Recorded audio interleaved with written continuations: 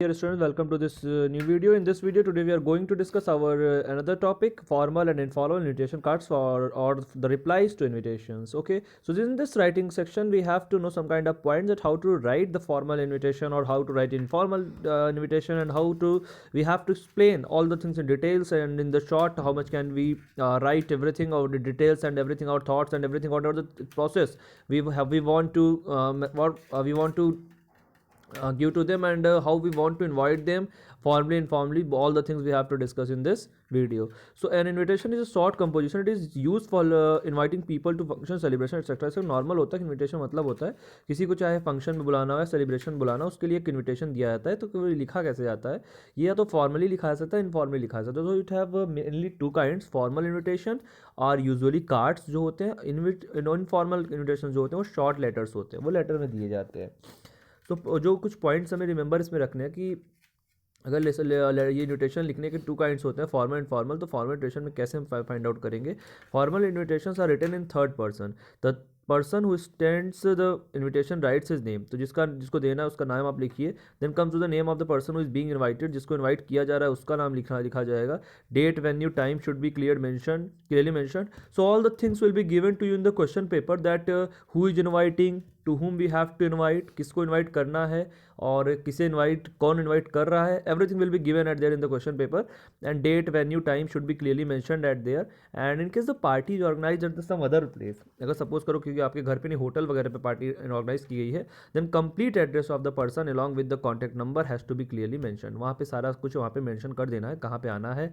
और wedding function के लिए एक्सप्रेशन ऑफ जैसे RSVP which means response still wares applied please reply, ऐसे करके आप उसे डिनोट कर सकते हो. जो भी होटल के आपके नाम होंगे जहाँ पे भी पार्टी ऑर्गेनाइज करनी है आपको, वो सारा कुछ आप वहाँ पे इन्विटेशन कार्ड में लिख दोगे, सो दैट जिसके पास हमारा इन्विटेशन जा रहा है वो क्लियरली वहाँ तक हमारे फंक्शन तक पहुँच सके. That is our main intention ना.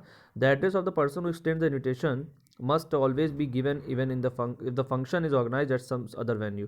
तो वहाँ पे अदर वेन्यू पे अगर जा रहा है तो वहाँ पे हमें जैसे कार्ड आता है तो दिखाया जाता है ना, घर यहाँ पे है लेकिन जो फंक्शन हो रहा है वो किसी अदर वेन्यू पे हो रहा है, वो कहीं और जगह हो रहा है, तो उसका भी पूरा क्लियरली एड्रेस और फ़ोन नंबर वगैरह एक्सेट्रा वहाँ पे दिखाया जाएगा. Clear.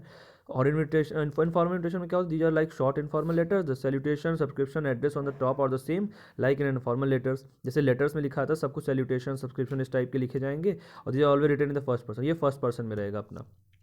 So most of the things that you have to keep in mind that the informal invitation are written in with the salutation, subscription, and address, or the top of the top are the same, but like in informal letters we have to do. We were doing like those things, so we have to follow the same things in formal invitation as well. जैसे आप informal letter में करते थे, लेकिन formal invitation में क्या होता है, थोड़ा सा चीज़ें बदल जाती है. वहाँ पे क्या होता है, थर्ड पर्सन में लिखोगे आप सारी चीज़ें. ठीक है. अब यहाँ पे देखा जाएगा कि फॉर्मल रिफ्यूजल एंड एक्सेप्टेंस कैसे होता है. A formal reply is like a formal invitation but it is not a card, it is a hand written reply to the invitation. ये कार्ड ना हो करके एक हैंड रिटन इन्विटेशन हो जाता है. ये थर्ड पर्सन लिखा था, we have already learn. Okay. Informal में क्या होता है, they written the same format as informal invitation, these are written in the first person. ये फर्स्ट पर्सन लिखा था. ठीक है. और रिपोर्ट राइटिंग एक टॉपिक आपका जो आता है कि report writing is written account of an event. It gives the relaying information और recount certain events in a widely presentable form. The events could be an exhibition, कोई एग्जीबिशन हो सकता है, सेमिनार हो सकता है, या फिर रैली हो सकती है, थिएटर हो सकता है. उसकी रिपोर्ट पूरी बना के लिखनी पड़ती है आपका ना. तो यहाँ पे हम देखेंगे कि ऑडियंस इट में यूज़ ग्राफिक्स भी यूज़ कर सकते हो, उसमें पिक्चर भी पूरा ड्रॉ कर सकते हो आप इसमें रिपोर्ट राइटिंग वाले में ना. Make an attractive headings for the topic of the report. अब जो भी क्वेश्चन दिया गया उसका जो टॉपिक बनाओगे वो आपको जितना अट्रैक्टिव होगा, everything will B depend on that कि आप कितना अच्छा क्वेश्चन को समझ पाए हो, क्या टॉपिक आपने बनाया हुआ है. And explain the reason why the report is meaningful for the audience. और रीजन्स वहाँ पे आप पूरे एक्सप्लेन करोगे क्यों आप वो आपका इंपॉर्टेंट है. जैसे यहाँ पे एग्जांपल हम ले रहे हैं, Miss Sonia Anand wishes to invite her friend, invite करना है, and we have to write a design a formal invitation. हमें फॉर्मल इन्विटेशन यहाँ पे लिखना है in about 50 words on her behalf. क्यों 50 वर्ड्स में लिखा जाना है. तो देखो कितने अच्छे से इन्होंने ड्रॉ किया है. एक अच्छा सा जैसे लेटर हम कह सकते हैं ना कि लेटर इन्होंने कैसे, जैसे हमें इन्वाइट करना हो, इन्विटेशन लेटर कितना अच्छा से इन्होंने ड्राइव किया, मतलब पूरा यहाँ पे पिक करके रखा है, एक अच्छी सी पिक्चर बना दी, फिर यहाँ पे साइड में उसका डेट वगैरह लिख दिया, and request the pleasure of your gracious presence on the spacious occasion of the, इसको बोल्ड लेटर से कर दिया इन्होंने, और यहाँ पे डेट मेंशन कर दिया, और फिर एक कॉम्प्लीमेंट लिखकर शॉर्टकट में mostly and maximum it must just have 50 words, it must not cross the limit of 50 words while you are inviting anyone formally. Clear? ये फॉर्मल लेटर्स आप किस तरीके से आप करोगे, जैसे क्वेश्चन में आपको सब कुछ दिया रहेगा, सब इसको सिर्फ आपको उसको पुट करना रहेगा अपने आंसर में, बस आपको मैनर्स पता होना चाहिए कि कैसे बोल्ड लेटर्स कहाँ करना है, कौन सा डेट कहाँ रहेगी, एड्रेस कहाँ रहेगी, everything has been given here, you can follow this process as well. And the literary club of your school is putting up the play waiting for Godot, and as secretary of the club, draft an invitation inviting the famous writer Sudhish Gupta to be the guest of honor at the function। तो उन्हें आपको invite करना, ये पूरा letter वाला process अपना चलेगा, जो लेटर जैसे हम लोग नहीं लिखते थे इनफॉर्मल लेटर, वो वाला कि सैल्यूटेशन दिखाओ, सब कुछ यहाँ पे एक्सप्लेन करके, डेट वगैरह दिखा के, रिस्पेक्टेड सर अपनी क्या फीलिंग्स है सब कुछ वहाँ पे एक्सप्लेन करो, hand retain.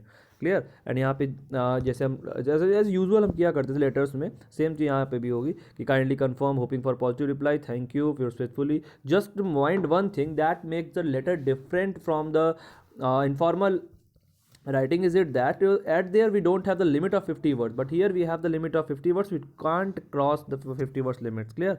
And just report writing जैसे Mister Aseem Mathur wishes to invite his friend Mister Vikas Sachdeva for brother's party, draft and informal invitation. Informal invitation एक और आया हुआ है आपको कि इनफॉर्मल लेटर कैसे अब लिखना है यहाँ पे। तो इनफॉर्मल जब है तो हमें लेटर वाला प्रोसेस फॉलो नहीं करना है, हमें लेटर वाले प्रोसेस से चलना है, लेटर वाले प्रोसेस को आपको पूरा फॉलो करना है इसमें। तो लेटर वाला प्रोसेस कैसे फॉलो होगा, जब हमें पूरा सैल्यूटेशन देंगे, हम यहाँ पे किस कौन लिख रहा है, फ्रेंड लिख रहा है, योर फ्रेंड दिखाएंगे, उसका नाम लिखेंगे, माय डियर से स्टार्ट करेंगे, यहाँ पे अपना पूरा कंटेंट देंगे with the date proper, with the time कि कौन सा टाइम है, everything we have to keep in short and very sweet manner, like you have to just put everything whatever in the question given to you, you have to show everything in your answer as well. जो चीज़ आपको दी गई है proper salutation वगैरह दिखा के आपको last में एक वे में, एक प्रॉपर वे में आपको अपने सारे थॉट्स जो कि क्वेश्चन में मिले हुए हैं यहाँ पे आपको पुट कर देना। Is that clear? And you are Vibha Sharma news reporter, write report, ऐसे क्वेश्चन में रिपोर्ट अगर आपको लिखना है in about 150 to 200 words on education fair for a local newspaper. Education fair आपको टॉपिक दिया है, इसके बारे में आपको पूरा एक्सप्लेन करना है, एड्रेस एंड डेट यहाँ पे आप मेंशन करोगे, एंड लास्ट में ले जाकर के अपना पूरा कंटेंट दे दोगे। Is that clear?